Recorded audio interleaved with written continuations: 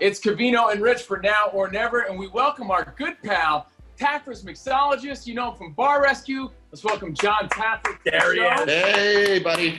Great to be with you guys. You know I love you both.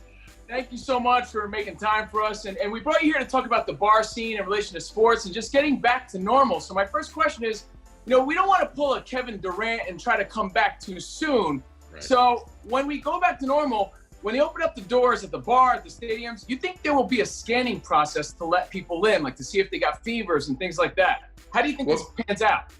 I think it all comes down to consumer comfort, if you will. And the consumer, whether it's going into a sports bar, going into a football stadium, baseball stadium, is going to be cautious. I think you'd agree with that. We're all going to be a little more cautious. So how do we overcome that caution? Well, we need to see steps. Maybe they take your temperature on the way in. By then, maybe we've been tested or not tested, and we have some things showing that we've been tested or we've already had it. We have an immune system for it. So I think that there are going to be moves made by the stadiums and by the bars that send a message to the public that you don't have to be cautious here for the following reasons. Now, I don't think 60,000 people are going to pile in to a stadium. I'm looking at the beautiful stadium we're building here in Las Vegas, guys. It's a beast. I mean, it's beautiful. Now, that's not going to have people in it. We're not going to pile 60,000 people in a stadium. I just don't see that happening in August. But I do see it filtering in, and I do see it happening. And I believe personally that by the first of the year, we'll have this solved. So we might have some delays to normalization, but I think it'll be completely normal by then. I do. Now, Jon, you're a guy that rescues bars around the country. That's what you do. That's what your great show, Bar Rescue, is about. What are the changes that bars are going to have to make people feel like that's the one to go to and to feel comfortable? Yeah, it's interesting, Richard. You would pick a restaurant to go to before the pandemic because they had the best burger you ever tasted. Yeah. Now you're going to pick a restaurant because you trust it. Maybe the burger's not quite as good as that other guy who's a slob or you don't trust him as much. Yeah. But the number one motivating decision you guys are going to have when you go to restaurants, sports bars, those kinds of places is going to be, who do I trust? So trust, I think, becomes the biggest part of American business when we come out of this. I got to trust when I go to the football stadium.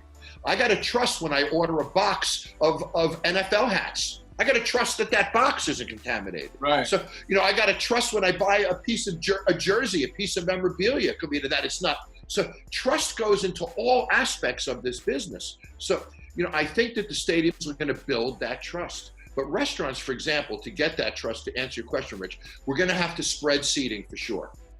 And if we spread seating, I can't put you 6 inches away from the next table. So if we spread seating, when I do the math, we could lose 40, 50, even 60% of our interior capacity. That's a big deal. So if I used to do 100 people in an hour, maybe now I can only do 60 or 70 people in an hour. That's a big hit. What about if a football stadium opens up and says, for this new season, we're only going to sell, first level seats, but we're spreading you out on 3 levels. I'm just thinking out loud.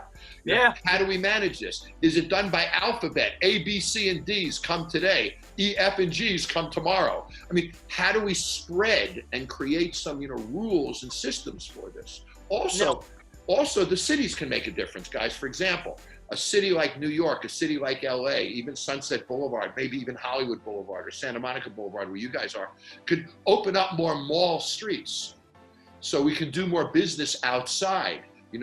These are the little things that are going to happen. But guys, I really do believe that it's going to happen for a while and we're going to phase back. I do believe that. If we're going to be cautious, but we have to trust, how do we trust like concession guys when they're trying to sell hot dogs? And, how do we make those purchases and how will it affect the ballpark? Because they're going to be losing a lot of money, I imagine, with things like that. Oh, absolutely. I think we're going to see a lot more things packaged, if you will, is one solution for that. But that a hot dog guy is going to have gloves on now. He might have a mask on now. I mean, they're going to have to take steps so that you're not cautious anymore. And you got to see that with your own eyes. It affects everything. I mean, pizza. I imagine they're going to have more deals, too, to entice the customer, right? We'll see more of that. I'm thinking maybe more pay-per-views, Jon, to get people to come in, for the sporting events, better deals. Do you see that panning out? Oh, I do. I also see huge changes in the way we view digitally and on screens. For example, I'm one of the creators of Sunday Ticket, and I was very involved in that early. We've talked about that before, guys. Here's what I envision the football signal in the future looks like. I believe there's going to be 4 corners. One is going to be your betting box, and that betting will be integrated right into sports programming. I believe the next box will be your own personal scoreboard, guys, what games you're following right at the time. Wow. I believe another box will be a chat box where you and I can communicate across the country. You see what the Patriots just did, blah, blah, blah. And then I think the other box might even be a game that you and I can play where we predict the next play. Oh, he's going to pass wide left. Oh, no. He ran. So I think, there's going to be games, interactivity, betting, scoreboard tracking. I think all of these things we're going to see integrated to sports programming really pretty soon. And this was happening anyway, guys. It's based upon the legalities. In what states can you bring in gambling and stuff? But now the industry is really incentivized to do this. Because if we look at the NFL or Major League Baseball or the NHL, if the possibility exists that we're not going to sell seats for a while, and if the possibility exists that we're going to sell less seats for a while, then what are these other revenue sources? As you were saying, what are these other revenue sources that will create the opportunity? And a lot of it's digital. So does that also mean they might jack up alcohol prices? I think that they probably will. I think that the safer products might get jacked up, and the ones maybe that they got to talk you into trying again might be reduced. That wouldn't surprise me. But they got to get the money from somewhere. Now, John, you're a Vegas guy, a city that's based fully on hospitality, hotels, restaurants, the nightlife. What's going to happen in Vegas? That's a destination for a lot of men and women that watch ESPN. Vegas is a hotspot, man. It is a hotspot, and guys, when I drive down the Strip now, none of these casinos have locks on the doors. They never contemplated them ever locking these buildings before. Why would they? Right, because there's no right. So they're boarded up. There's barriers across the driveways. It's so bizarre to drive down the Strip. Some of the signs are off. Other signs say "Get well, we'll see you soon." But the Vegas always bounces back somehow. But this is a big challenge for us. We have the Knights in a brand new arena. It's only 3 years old. We have the Raiders coming in a brand new stadium. It's 1 year old. There's been a lot invested by the city into sports franchises. And all the rooms activity. So it's horrifying. My guess is, again, I think that we'll see a great rise in the summertime, because I believe the virus will go south in the summertime. Being in a desert when it's 110 degrees might just be one of the safest places in the country in a couple of months. So we have to see how it goes, but there's an awful lot of dollars and an awful lot of employees here in Las Vegas that are counting on it that'll work to bring the city back. It's a great city, guys. There's a lot of spirit here. Hey, John, come the fall, I know how my friends are, and I know a lot of guys. Saturday, college football. Sunday, NFL football. At night, the young guys, they go out to the bar. Women are dancing. They're on TikTok dancing now. They're so thirsty to dance. Are people going to be grinding on each other dancing? Are people going to be high-fiving and hugging at a sports bar? I think that probably, Rich, I think that nightclubs are going to be the last ones to come back because of the density of the room.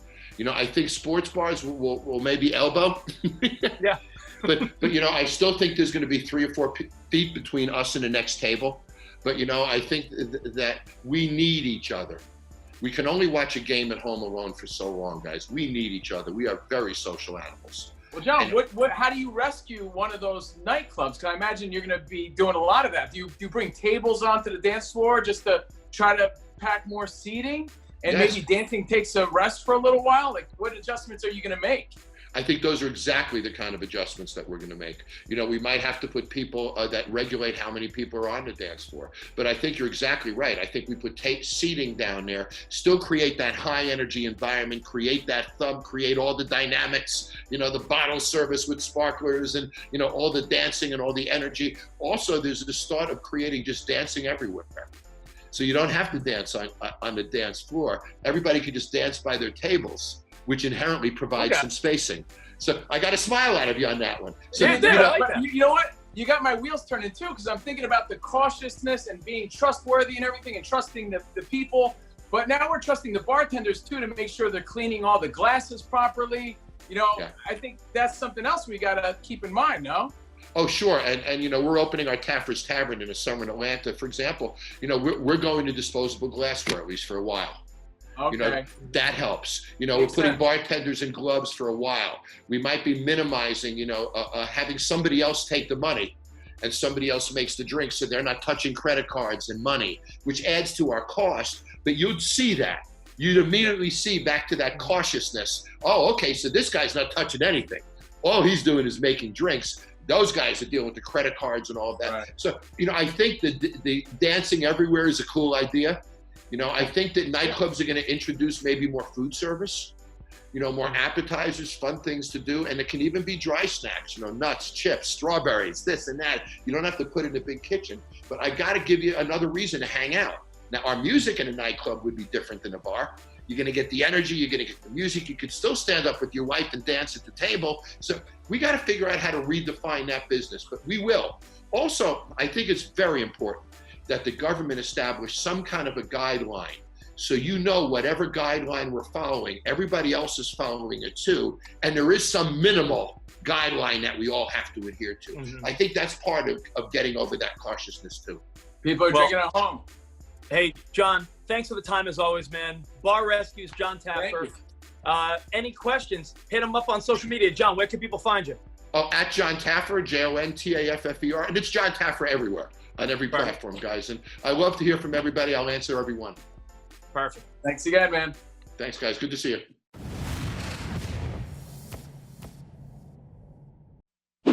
Thanks for watching ESPN on YouTube. For more sports highlights and analysis, be sure to download the ESPN app. And for live streaming sports and premium content, subscribe to ESPN+.